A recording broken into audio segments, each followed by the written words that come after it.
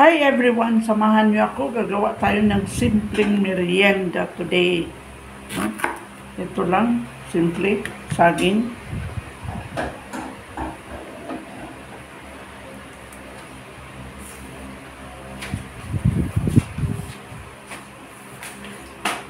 Mabilis gawin.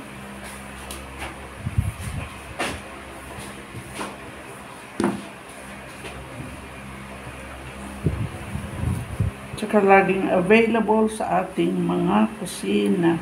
Very healthy. Good for seniors. Good for the kids.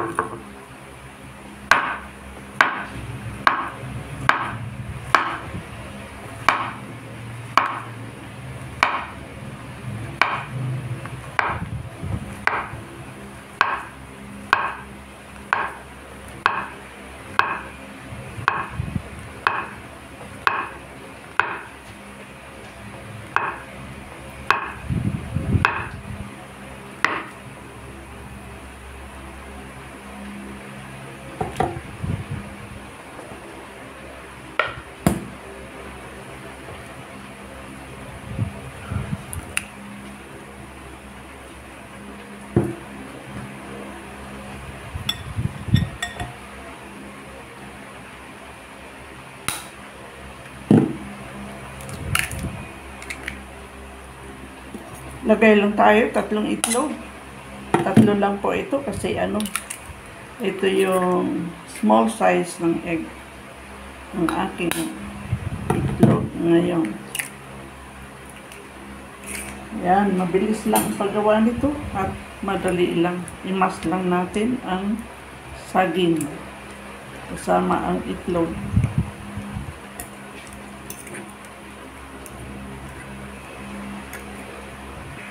Ayan, pag na-mash na po natin maigi, no, yung ating saging, ay maglagay po ako ng 3 kutsara lang na flour. At maglagay ako ng glutinous rice, no, 3 kutsara lang rin. Kasi kukunti lang naman ang aking saging.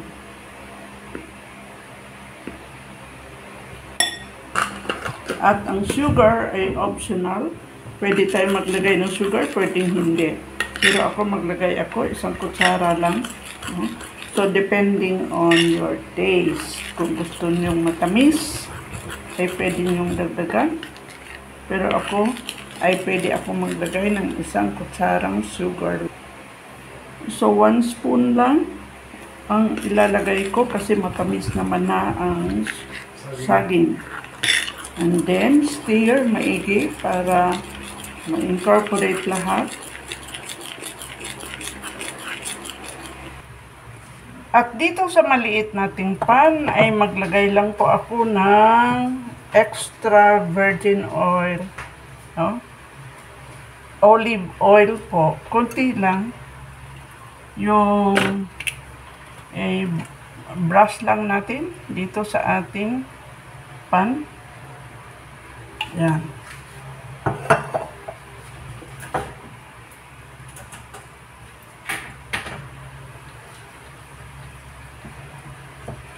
Kunting-kunti lang.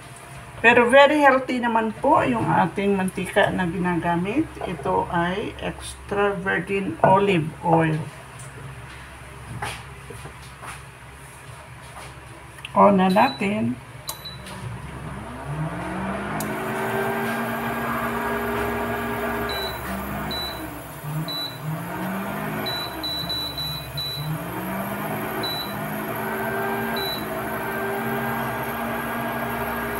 Painitin lang.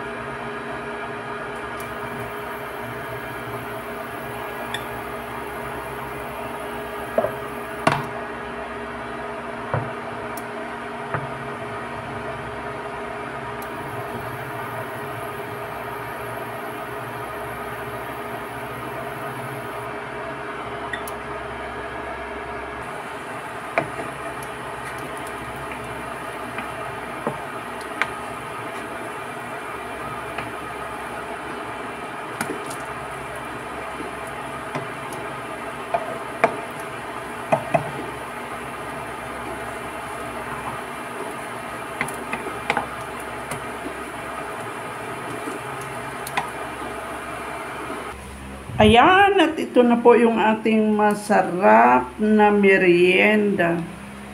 And siya. Yan.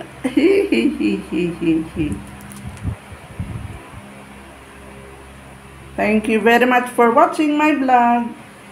Ang simple lang, pero mabilis gawin at budget friendly na merienda ng senior citizen dito sa aking kitchen na mahilig mag-experiment. Bye-bye. God bless us all. See you in my next vlog. Panalo ito. Bye. God bless us all. Bye-bye.